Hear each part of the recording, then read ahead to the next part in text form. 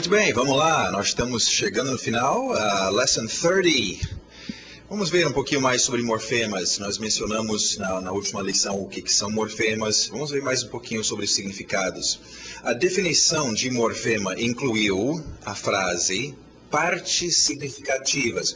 Nós vimos o que era um morfema. Era pedaços de som que têm significado. Okay? Então vamos falar um pouquinho agora sobre significado. Lembra lá no início, vocês queriam tanto significado. Eu quero entender o que significa isso, significa aquilo.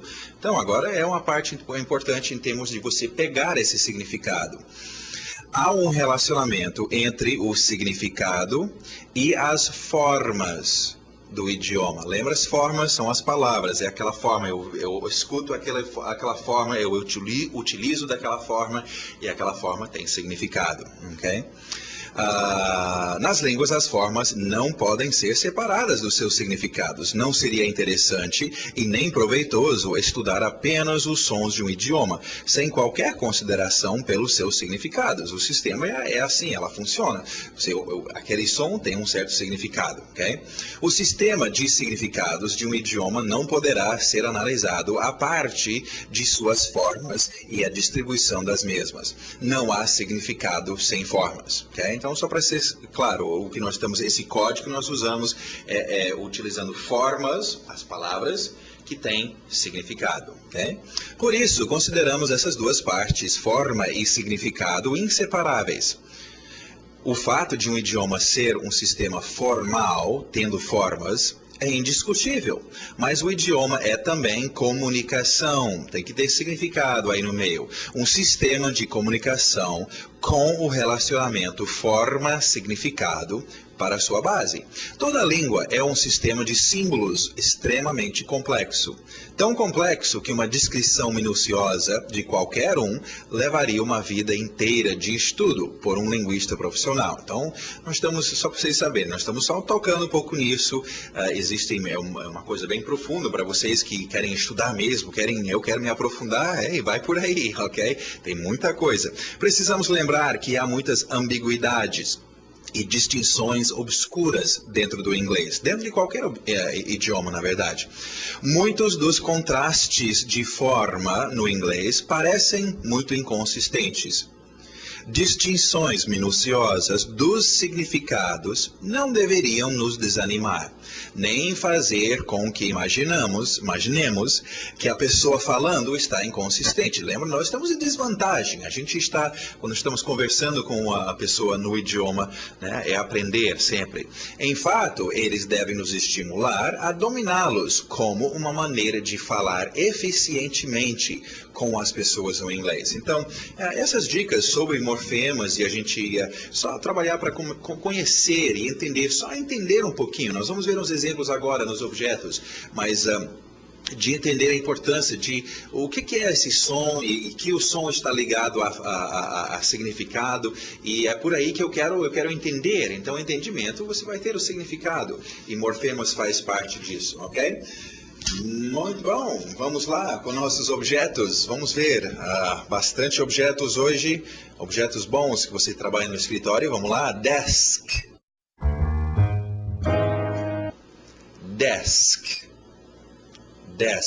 Esse desk tem umas diferenças em inglês.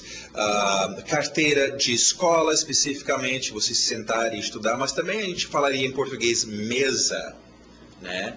Uma mesa de secretário, uma secretária, minha mesa.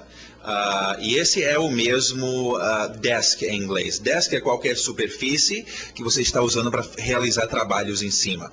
Okay? Porque se você é um daqueles que ainda está traduzindo, em português você tem mesa de secretária. Aí você vai querer dizer table. Table é mesa. Não, table em inglês é uma mesa, geralmente para comer em cima. Eu posso transformar um table num desk, simplesmente dizendo agora esse table virará ou vai ser o meu desk, o lugar de trabalho. Então, cuidado, mais uma vez, vocês querem traduzir, olha só como complica pela pessoa. Não, mesa, table, não, é um desk. Não, mas desk tinha que ser carteira de escola. Não, não é necessariamente. Então, fica genérico, fica abrangente no seu significado, não é? Nós ainda vamos ver sobre isso também.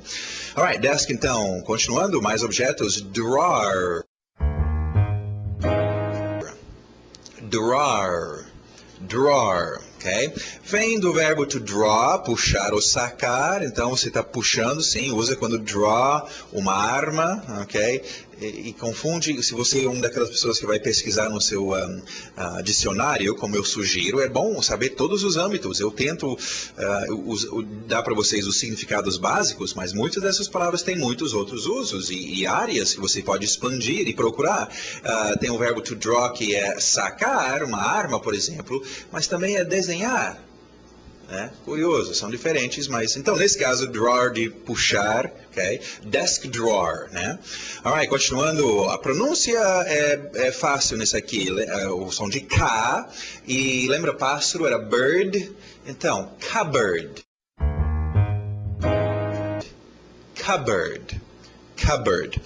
Vocês podem ver, nós vamos começar a chamar a sua atenção para morfemas, olha só, 2 morfemas aditivos. Cup, quando inventaram essa palavra, né? Cup, xícara, board, prancha. Era uma prancha para uma prateleira, vamos chamar, né? Uma prancha para colocar xícaras, né? Cupboard. Então, hoje em dia, ainda usa aquela palavra. Hoje em dia, obviamente, não é mais só uma pranchazinha, se desenvolveu no cupboard. Bathroom. Também, 2 morfemas aditivos. Bath, banho. Room, sala, sala de banho. Bathroom geralmente tem que ter algum lugar para a pessoa tomar banho. Agora, se você estiver em restaurante, estação de ônibus, etc., você quer só um lugar para alívio, rest, descanso, alívio, restroom. O quarto de descanso, o quarto de alívio, ok? Restroom. Então, essa é uma coisa, eu sei, pequeno, mas, né?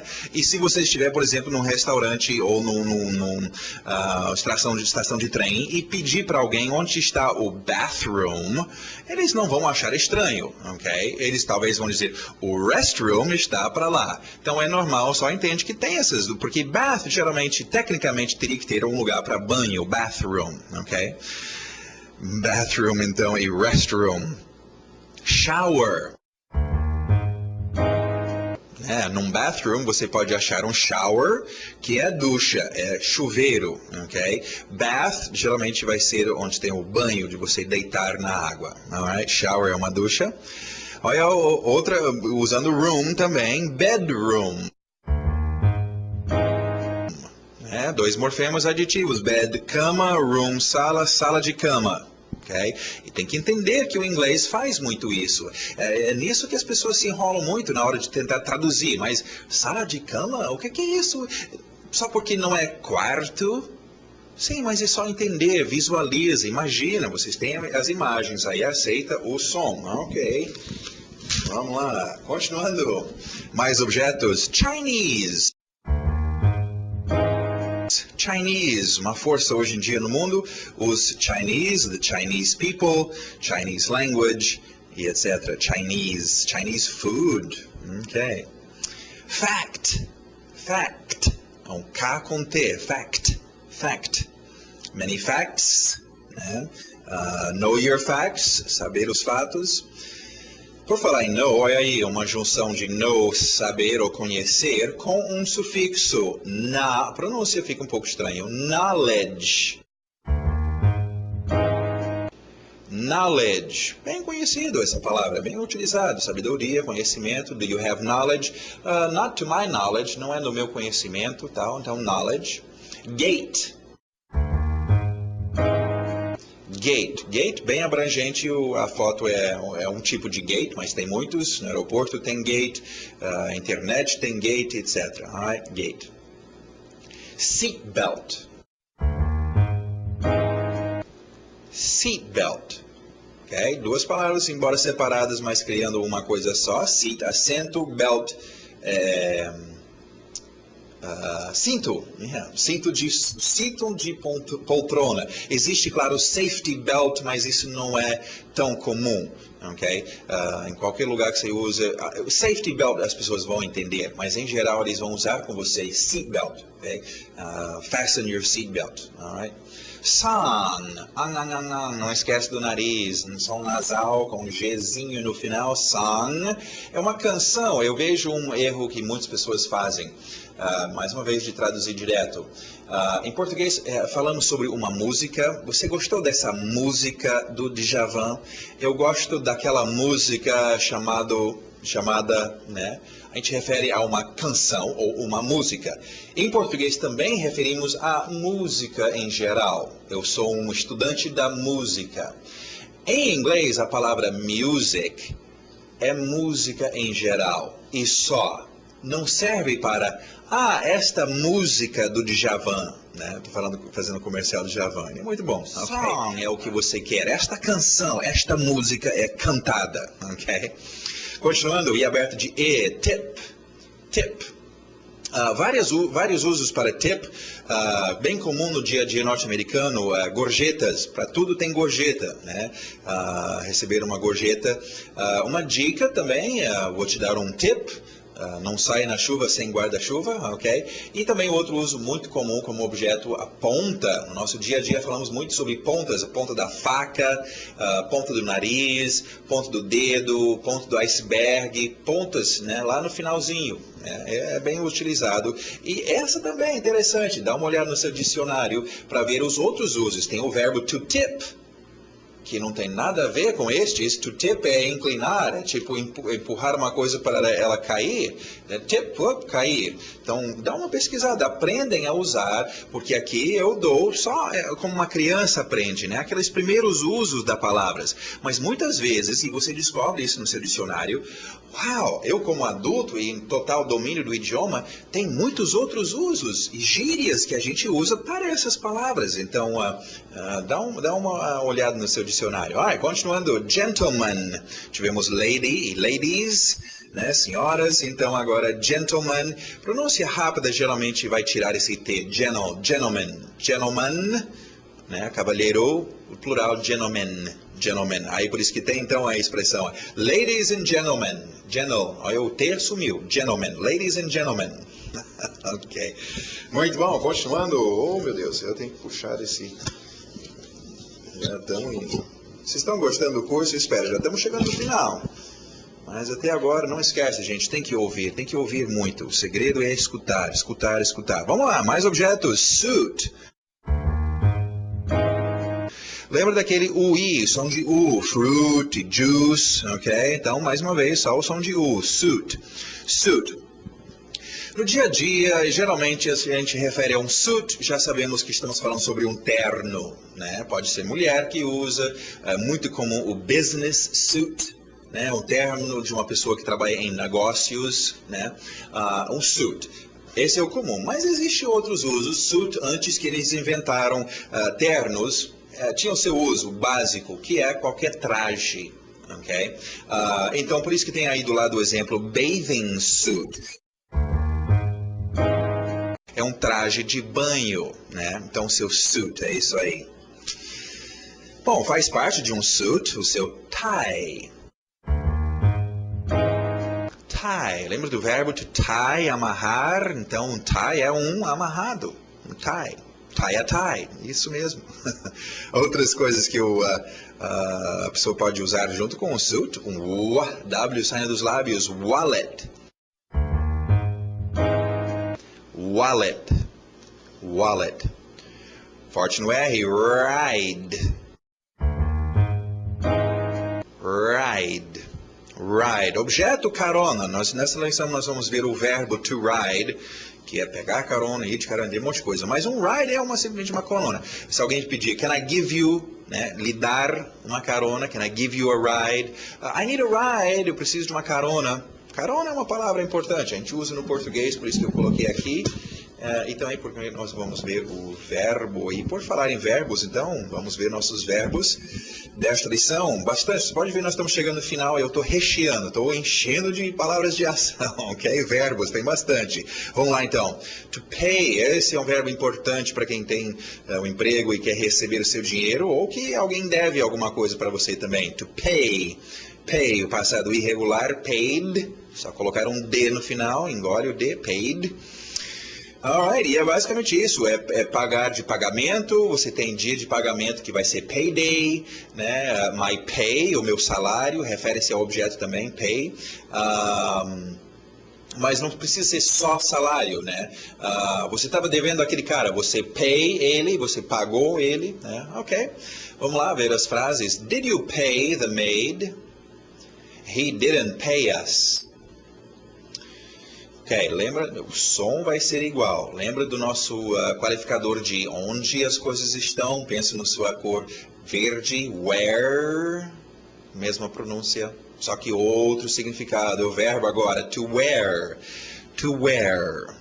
Passado irregular, wore. Ok, e é comum, por isso que eu estou dando esse ênfase. Né? Where?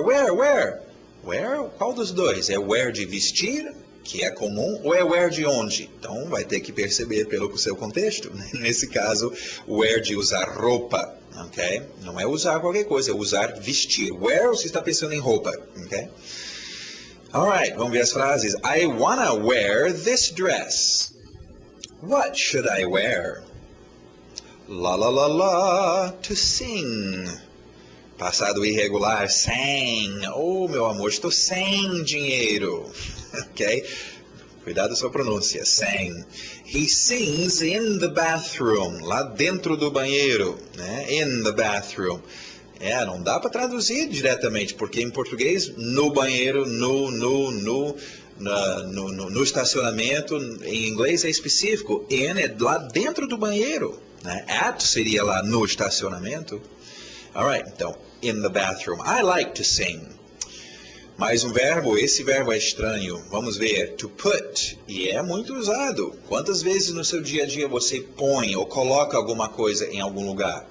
Muito. Então, é um verbo que você vai precisar. Interessante. E o passado desse verbo, bom, não é um passado irregular, não é um passado regular, não tem ED. Chamamos de um passado irregularíssimo, ok? Naquela guerra que tinha, né? Esses caras simplesmente decidiram, nós não vamos mudar nada. São raros, aparecem de vez em quando, mas são verbos que simplesmente não tem nenhuma diferença entre o presente e o passado. Aí você tem que perceber pelo contexto. E tudo bem, as pessoas se enrolam com isso, não tem problema. Mas é um verbo importante, nós usamos. Observações sobre este verbo. Você usa muito no seu dia a dia. E usa da seguinte forma. Lembra, sempre estamos querendo juntar palavras que trabalham em conjunto. Você geralmente põe tempo? Não. Né? Você geralmente põe coisas. Põe o carro, põe o livro, põe o meu dinheiro, põe alguma coisa. Então, treina põe, treina put, com os seus objetos. E também você geralmente põe alguma coisa em algum lugar. Então, é uma boa. Treina essas frases, treina os seus frames, mas treina o put colocando alguma coisa em algum lugar. Colocando alguma coisa em algum lugar. Colocando alguma coisa em algum lugar. Né? Put book here. Put car there. Put house on. Put, e é uma boa forma, e muito comum no dia a dia, e é uma boa forma de você treinar. Eu preciso treinar os meus objetos, eu preciso treinar os meus qualificadores de posição. In, at, on. Nós vamos ver alguns hoje, também inside, under, over. Então, treina, é comum. E isso que e está nos frames, nós temos esses exemplos nos frames, por isso que eu falo, treina os seus frames, mas por isso que a pessoa que treina isso, chega na hora e já, put book under. Eita! Eu falei tudo de uma vez, porque eu treinei tudo de uma vez, né? Eu não falo, põe, o que põe? Põe o livro, põe o livro embaixo. Não, eu estou acostumado porque é uma coisa que sempre vai pôr alguma coisa em algum lugar. Então treina, put. Né, em algum lugar. Vamos ver então os exemplos. Só para vocês entenderem justamente as frases que nós vamos ver. Where? Olha, parece verde em todo lugar quando você usa put. Lugares. Aonde? Where did you put? Objeto. The box. Where did you put the box? Where did you put my car? Where did you put the dishes? Where did you put the baby? Where did you put... Onde colocou. Agora, outro que é super comum é você pôr ele ou pôr ela. pô-la, né? Algum objeto. Onde é que você colocou a minha escova? Ah, eu a pus, eu a coloquei, mas put it com it. Vocês vão usar muito. Eu estou dando ênfase nisso, gente, porque é importante. Né? Põe ele, põe ela, o que? Esse objeto, né? Ah, e esse chapéu, põe ele em cima da mesa. Ah, e esse livro, põe ele em tal lugar, né? Ah, e essa xícara, põe ela, né? Put it. Lembra do it? É o ator neutro. Estamos falando sobre objeto. Então, put vai ser muitíssimo usado com it. Tanto que nós criamos até uma pronúncia meio rápida, né? Put it, put it, put it, put it, put it. E aí, mais uma vez, treinando por algum objeto it em algum lugar. Put it on, put it in, put it under, put it over, put it through, put it behind, put it beside. Treina put it, porque você vai usar muito no seu dia. Põe ele atrás. Põe ele em cima, põe ele embaixo, põe ela do lado, põe ela dentro, põe ela fora. Okay? Então, dica boa. Se você dominar isso, a pessoa vai... essas são aquelas coisinhas que faz com que você domine o idioma. Vamos ver então. I put it in the car. Where did you put it? I put it in the car. Put it in the, put it in the, put it in the, put it in the, put it in the, put it in the, put it in the, put it in the, put it in the. Tá vendo aquela ideia de consoante vogal, consoante vogal? Pessoas que não sabem disso, não são ensinadas isso, ficam, o que ele falou? Pudim, eu acho que ele falou de um pudim. Put it in the... Não, e é tão simples, é só treinar. Você vai ficar dominando isso e tem a lógica. Pôr ele ou ela, algum objeto, em algum lugar. Treinando meus qualificadores de posição. Put it in, put it on, put it under, put it over, put it beside. Ok, vocês entendem. Vamos lá. Mais verbos. To stand. Passado som de soco na barriga. Stood. Não confunde com understand. Às vezes a pessoa understand é o nosso verbo na cabeça, entender. To stand é um verbo físico na maioria das vezes, ok? Mas pensa em termos, porque o português tem muitos verbozinhos e até expressões para dizer isto. E no inglês é só o verbo to stand. Stand, pensa em coisas retas, né? Em pé. Então, em português é pôr de pé, colocar de pé, estar em pé, tudo que em pé. Ok? Vamos ver os exemplos. Estar de pé, erguer-se, stand, né? Ficar de pé, levantar-se, estar em posição vertical, pôr de pé. Agora, tem esses que é o grande uso, grande maioria dos usos. Mas existem alguns outros usos que são comuns também no dia a dia. Vamos ver um aí. Suportar ou aguentar. Oh, I can't stand this. Eu não aguento, não suporto isso. Ok? Então, pense quantas vezes no seu dia a dia você quer dizer, não dá para aguentar, não aguento, eu acho que isso aí ele não vai aguentar, aguentar, a gente usa muito, stand. Então também é comum, mas também é ficar em pé. Então, esse é um verbo poderoso, tem que dominar esse verbo. We can stand, com nossas pernas, we can stand aonde? Next to the wall. He will stand soon. Alright, falamos sobre o objeto ride, uma carona. Vamos ver então o verbo to ride. Passado irregular, rode. Ride é qualquer pegar carona, andar, se movimentar de algum outro jeito que não seja as pernas. Okay? Ride uma bicycle, ride car, ride motorcycle, ride bus, ride a plane, ride boat. Okay? Pegar carona, ser levado, ok? Andar ou andar em alguma coisa. Can I ride your horse? We wanna ride your bike. Alright, esse último grupo de verbos, eu fiz um grupo de verbos porque, na verdade, são 3 verbos que significam basicamente a mesma coisa, ok? Obviamente, existem, e com muito tempo de utilizar e estudar o inglês, isso é até difícil para quem realmente domina o inglês, vocês vão começar a perceber as diferenças e as nuances. Por enquanto, não se preocupem, mas todos os 3 são usados. Então, só quero que vocês ouçam esses 3 verbos e começam é um daqueles. Tá bom. Né? É tipo 3 verbos com o mesmo significado e com o tempo vocês vão dominar aonde que eu deveria usar um ou onde deveria usar o outro. Okay? Vamos ver então. To allow. Passado regular, adiciona ed, som de D. Allowed. Verbo irregular, um daqueles irregularíssimos. Não muda nada no passado. Vamos ver o presente. To let. passado let. E por final, vê se veio do latim, to permit.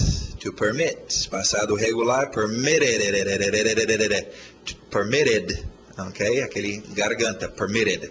Alright, e todos os três, então, é deixar no sentido de permitir. Não é aquele deixar, deixei minha bolsa. Não, ele não vai deixar, né? Não vai permitir. Então, vários verbos, 3 verbos aí. Vamos ver os exemplos. Is that permitted? Esta coisa é permitida. Is that permitted? I can't let you do this. Why did you allow this? Muito bom, vamos chegar nos nossos qualifiers então, qualificadores de posição. Tivemos uma opção de usar o put e treinar o put com algum objeto e colocando esse objeto em algum lugar. Olha só, mais qualificadores de lugar. TH de sapo, aquele R forte, through. Falamos sobre across sendo através, mas lembra, across era para mim pensar no cruzar, cross era através, atravessando. Esse through é através pelo meio, né? O túnel passa through the mountain, o submarino passou through the sea or the ocean, passar pelo meio, né? Através da fumaça. Ok? Through, esse tipo de through. Até através por meio de, né? Eu fiquei sabendo dessa fofoca through your brother, através do seu irmão. A gente usa assim também, through. Ok, mais um qualificador de posição, under, ok? Put it under. Beside. Mais um para o grupo que tem aquele bizinho em termos de pronúncia, só em pronúncia, mas né, beside, between, beyond, because, before, behind, então aquele bizinho, beside. On. Mas professor, on não era um qualificador de posição, não deveria ser verde? Sim, era. E é ainda. Mas nesse caso eu estou querendo só demonstrar para vocês um outro uso para on. Talvez alguns de vocês, quando nós vimos pela primeira vez on como um qualificador de posição, vocês olharam no seu dicionário e descobriram isso. Essa é aquela turminha que são mais adiantados, que prestem atenção. Vocês que não, tudo bem, a gente recupera agora. On tem outro significado, muito comum e importante para o nosso dia a dia. Não é uma posição necessariamente, mas também, on, lembra, é em cima de alguma coisa, mas também seguindo em frente. Você vai escutar muitas expressões e frases usando, por exemplo, go on, go on, go on. Go, ir em cima? Não tem nada para eu ir em cima. Ir em frente, on, é para lá, indo em frente.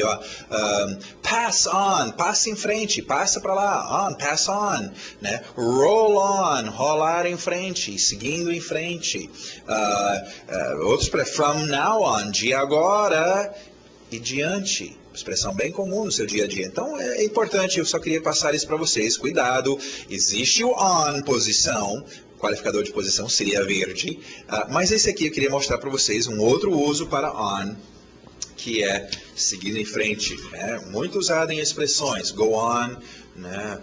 Stay on, ficar, né? Ele não queria ir embora, ele queria ficar em seguida, né? Ficar seguindo em frente.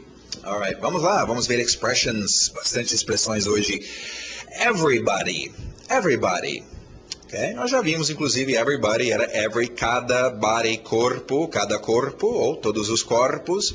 Vamos ver uma outra variação que também é bem comum, every com one. Isso não está referindo ao número 1, e nós vamos ter acho que a próxima lição que nós vamos falar sobre isso, mas cada um, se quiser imaginar, né? Cada um deles. Everyone, someone, anyone, no one. Ok, agora lembrem, nós já mencionamos sobre some e any. Some é algum, quando eu estou fazendo frases afirmativas, então someone. Sim, I know someone there, eu conheço alguém lá. Agora, se lembra, o any é para pergunta ou para negativo. Você conhece alguém lá? Do you know anyone there? Okay? Obviamente eu já falei, as pessoas até que falam bem o inglês trocam esses dois e confundem, então não tem problema se você ainda não definiu. Agora acrescentamos o no one aqui, eu só queria expandir um pouco, temos o some que é algum, any que também é algum, mas quando você faz pergunta, e o no que é realmente o negativo, é nenhum. Né? Eu conheço nenhuma pessoa, I know no one. Okay? Então esse no aparece também. Alright, mais uma expressão aqui usando o verbo de hoje, pay to pay, pagar, juntando dois morfemas aqui, payback, payback, ok? Payback, você vai ter payback, ok? Broke, broke, no money, I'm broke. É esse tipo de liso, não é liso no toque, broke. Outra posição, expressão para isso, mas super comum. Toda hora nós falamos, está em frente de tal lugar, em frente de tal lugar. In front of. In front of, lento, rápido, já que é muito comum, a gente usa muito na frente de, na frente de, em frente, frente, frente, né? In front, tira o T, in front of. E o V de of. In front of the bank, in front of my house, in front of the school, in front of me, in front of you, in front of, in front of, in front of. Okay? É mais uma daquelas, né? Go to the, tal, que vocês vão usar muito, então treina. In front of my house.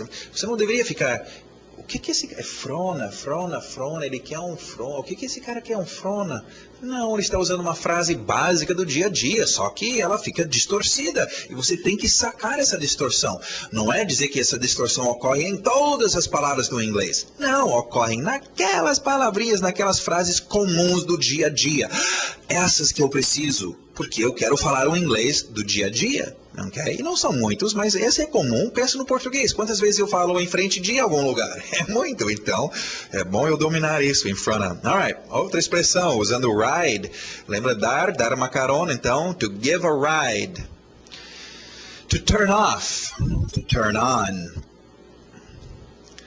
Próximo grupo aqui, juntei essas palavras. Vamos só cortar em pedaços e é fácil de entender. O final, o último morfema no final, nós temos ever, né? Tem however, wherever, whatever, whoever, whichever, whenever. E se tirar isso, dá para você perceber o primeiro morfema, a primeira palavra, né? How, where, what, who, which, when. Essas palavras eu conheço, né? How, como. Where. Verde, não precisa nem traduzir, né? What, objeto. Who, que pessoa. Which, escolhendo. E when, né? Então, são expressões para, no português, por exemplo, dizer a qualquer hora. Hora seria horário. Whenever. Esse vai ser o segredo, e são comuns, vai ser o segredo de você dominar essas expressões. É você ter treinado e memorizado how, where, what, who, which, when. Lembra? São as palavras que direcionam nossas perguntas. Okay? Aonde, quando, quem, por quê. Okay? Então, treinam esses são comuns do dia a dia. Next door, juntamos next do lado, próximo, door, porta, é porta do lado, então são os seus next door neighbors, aqueles vizinhos do lado. É comum no dia a dia, eu quero falar, my next door neighbors. Essa é boa expressão. Nossa, se fosse, eu poderia fazer quase um curso só de expressões, páginas e páginas e páginas de expressões. Nós usamos muitas expressões no dia a dia. Então eu tentei escolher alguns que são mais comuns. Vamos lá. Have a nice day. Have a nice day. Um dia ótimo para você. Every other day. Mais uma vez, diferença entre o português e o inglês. Português a gente fala dia sim, dia não. Dia sim, dia não. E nós entendemos isso. Acho que até no inglês, se você traduzisse day yes, day no. Day yes, day no, eles iam entender. Mas é esquisito. Em inglês, nós falamos... Não tinha cada dia, every day. Então, nós falamos cada outro dia. Cada outro dia. Okay? É mais uma daquelas expressões que dá para entender, mas se você tentar traduzir literalmente, cada outro dia? O que é isso, cada outro dia? Tá. Lembra dos russos? Se mostrar para a câmera. Okay? Então, é uma expressão comum, mas é desta forma que nós falamos. Né? Cada outro dia, every other day. Muito importante também, muito usado, expressões para você perguntar a idade de alguém e responder a sua idade. É a mais um, igual pedir as horas, e os outros que nós vimos que são comuns do dia a dia, mas não dá para traduzir diretamente do português para o inglês. E essa aqui é mais uma delas, ok? Perguntar a idade de alguém. Em português, quantos anos? Não vem com how many years do you have? Nós não perguntamos quantos anos alguém tem no inglês. Perguntamos como você é velho. De que forma? Eu sou 30 anos velho, ok? É mais uma vez, expressões que são estranhos. A gente não pergunta no português como velho é alguém, mas no inglês sim. Então por isso que não dá para você aprender o inglês através do seu português e ser literal entre os dois idiomas. Não vai funcionar. Eu aceito que no inglês eles falam como velho é você. Eu nem preciso preocupar com a tradução. Eu só sei que, é essa expressão quando eu quero perguntar a idade de alguém. E pronto. Né? E essa expressão que eu uso quando eu quero responder. Vamos ver então. How old are you? Como velho é você? Okay? How old are you? How old is she? Respostas. She's 15. Eu posso dizer só ela é 15. Aí já vai entender que ela é 15 anos velho. Ou a resposta completa, vamos ver o último. I'm 25 years old. 25 anos velho, ok? Então, pode parecer estranho para vocês, gente, mas não é para um gringo. Então, você não quer chegar para um gringo e dizer, I have 25 years of age. Ele vai dizer, você é um estrangeiro, você fala o inglês esquisito. Não façam isso. Seria a mesma coisa eu chegar para você em português e dizer, eu sou 25 anos velho. É estranho. Então, domina suas expressões da forma correta para você passar despercebido. E lembra, é assim que a pessoa vai achar que você fala muito bem o idioma, que você domina direito as expressões idiomáticas. Vamos terminar com o nosso grammar. Tem umas coisas boas para a gente ver no grammar. Primeiramente, é uma expressão, acho que bom, é por isso que ele ficou aqui, meio entre os expressions e o grammar. Agora estou lembrando. Vamos ver a expressão aí, eu explico. Had better. Had better. Ok, lembra que nós falamos sobre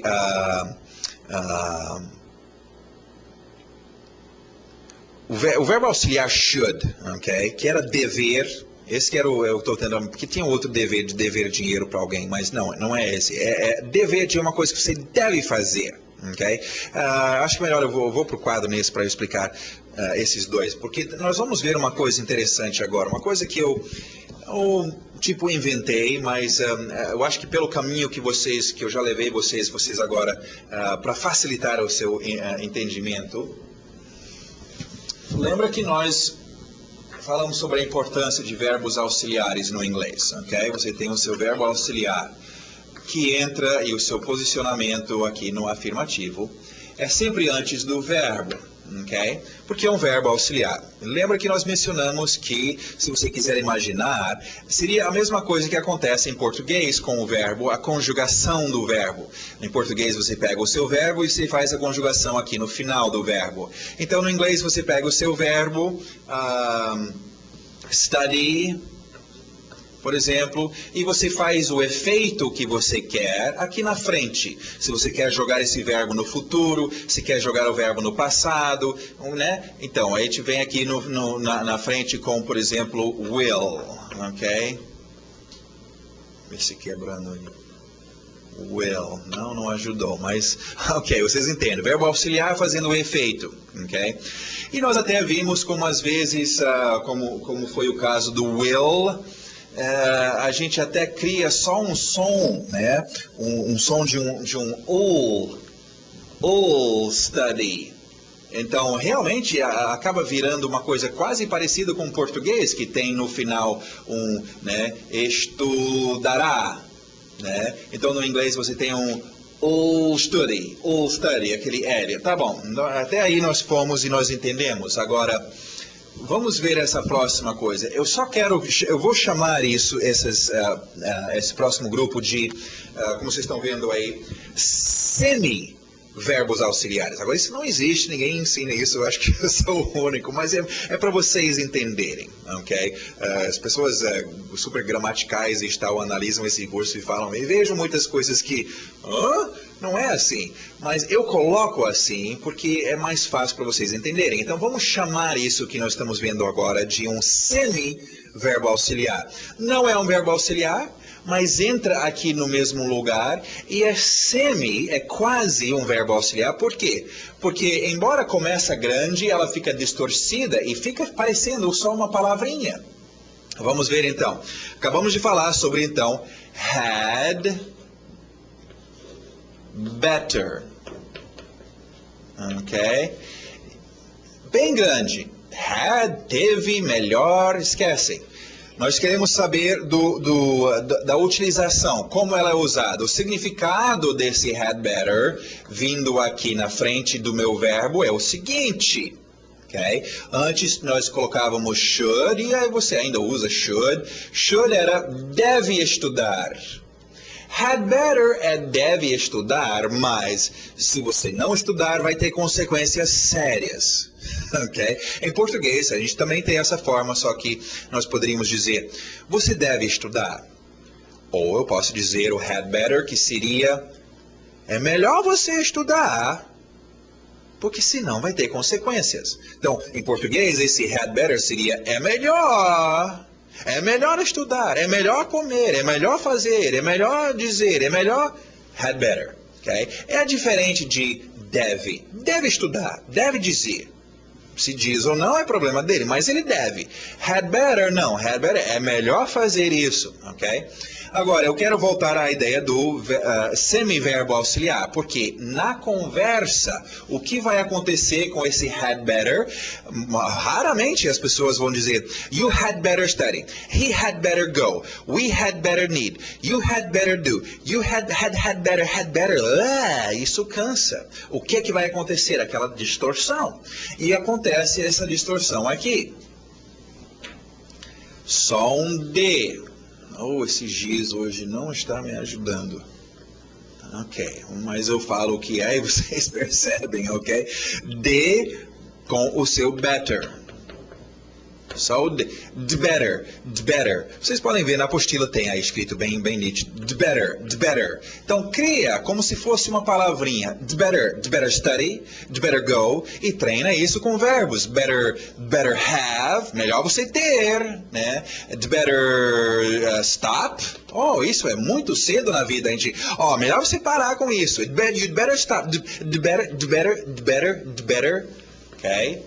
Acostuma seu ouvido com essa pronúncia e o que eu estou chamando de um semiverbo auxiliar. Okay? Só para ajudar vocês a memorizá-lo, é muito usado, acontece muito. Agora, vamos ver os exemplos então.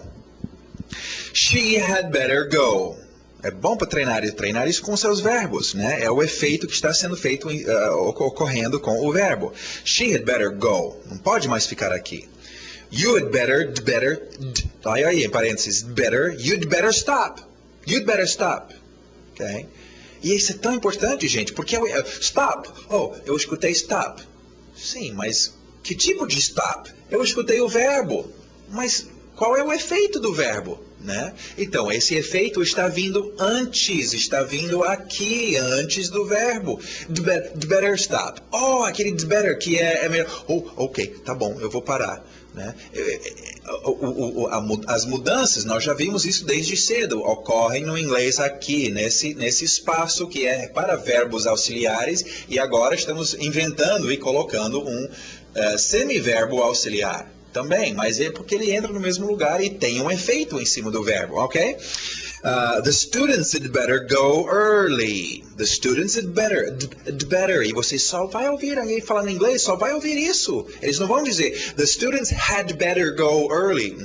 The students had better go early. The students had better. Ok? Então treina, é bem comum, vale a pena você dominar este. Ok, vamos ver outro semiverbo auxiliar, muito importante para sua conversa do dia a dia. Vamos voltar um pouquinho no tempo. Lembra que nós falamos sobre, quando eu quero explicar que essa ação ocorre, eu quero dizer que essa ação ocorreu no passado, ocorre no presente, ocorre no futuro. Sim, e o futuro usava o quê? O verbo auxiliar will, ok? Aqui dá para escrever. Will, lembra? Will stop, vai parar. Will have, terá. Will study, estudará. Tá bom. E esse é um futuro interessante você dominar esse verbo auxiliar, porque é usado. Lembre o negativo won't, né, e etc. Tudo bem. Mas igual em português, nós temos em português o futuro, esse futuro também, né? Eu estudarei, ele andará, né, pagará a conta, mas isso é o futuro. como bons seres humanos, nós não gostamos que as coisas demorem muito. Nós queremos um futuro um pouquinho mais imediato. Esse vai ser o mais usado. Não queremos esquecer o will, não é essa a ideia. Você vai usar o will, mas vamos agora, porque nós estamos falando sobre esses semiverbos auxiliares, vamos ver agora como é que a gente pode no inglês falar sobre o futuro que vem daqui a pouco, o futuro imediato, ok? Muito usado no português também, né? Não é eu estudarei, é o quê? Eu vou estudar. Eu andarei, eu vou andar. Eu vou andar é daqui a pouco. Eu vou estudar é daqui a pouco. Okay? E é isso que a gente mais usa. No inglês vai ser o quê? Um semiverbo auxiliar. Vamos ver como é que a gente cria esse semiverbo auxiliar. Para dizer o futuro imediato. O outro semiverbo auxiliar, deixa eu escrever ele aqui embaixo. Porque era um D com, bom, que nem aqui deu. D com better. Okay? Esse é um dos seus semiverbos auxiliar. The better stop. Melhor parar. The better have. The better study. Ok? Agora, vamos ver este aqui. É going to. Ok? Não tentam analisar, mas sim, como é que ele pensa que isso é um verbo auxiliar, que não sei. Não. Isso não existe, mas facilita para você se começar a chamar isso e colocar esse som the better junto com o som will, junto com o som can, junto com o som should. Porque eles todos ocorrem no mesmo lugar e criam efeitos em cima de verbos. Então, não é um verbo auxiliar, é um semiverbo auxiliar, mas... Agora, olha só o que ocorre aqui com going to, se transforma em gonna. Né? Não existe essa escrita tecnicamente. Algumas vezes na literatura você até vê eles colocarem assim, querendo dizer essa junção going to e fica gonna, igual d com better ficando, né, would, ou had com better ficando d better, gonna, d better e gonna, seus dois novos semiverbos auxiliares. Então, gonna stop. Vai parar daqui a pouco. Gonna have. Vai ter daqui a pouco. Gonna study. Vai estudar daqui a pouco. Gonna faz esse verbo ficar daqui a pouco. Will é um verbo auxiliar de verdade. Faz o verbo ficar futuro. The better faz o verbo ficar ou é melhor fazer esse verbo, senão vai ter consequências. Está vendo, gente? Esses verbos auxiliares ou semiverbos auxiliares criam os efeitos em cima do seu verbo. E o seu verbo é o que está acontecendo na cena. Ok? Então é muito importante perceber isso. Vamos ver os exemplos. I'm going to study. I'm going to study. I'm going to study. I'm going to study. What are you going to do? I'm going to study. Okay? She's not gonna go. She's not gonna go. Não irá, não vai. She's not gonna go. What are you gonna wear? What are we gonna do? What are we gonna do? Gonna do, gonna. Aquele verbo, semiverbo auxiliar, gonna do daqui a pouco. Gonna. Ok? Agora, mas só lembrando muito bem das vezes que eu levei umas escovadas na boca de sabão, porque falava o inglês errado, né? Minha mãe estrita, não fala gonna, não pode falar. Só que é outra geração hoje em dia, todo mundo fala gonna. Ok? E eu quero que vocês, é por isso que vocês que são, né, bem técnicos no inglês, não, isso está totalmente errado, porque não sei o quê, não existe esse gonna, mas é assim que as pessoas falam. E este é o nosso curso, é para você entrar naquela conversa e entender aquele cara dizendo, gonna isso e gonna aquilo. O que é esse gonna? Ninguém me explicou gonna. Então, nós estamos explicando. Alright? Muito bom, é só isso por hoje.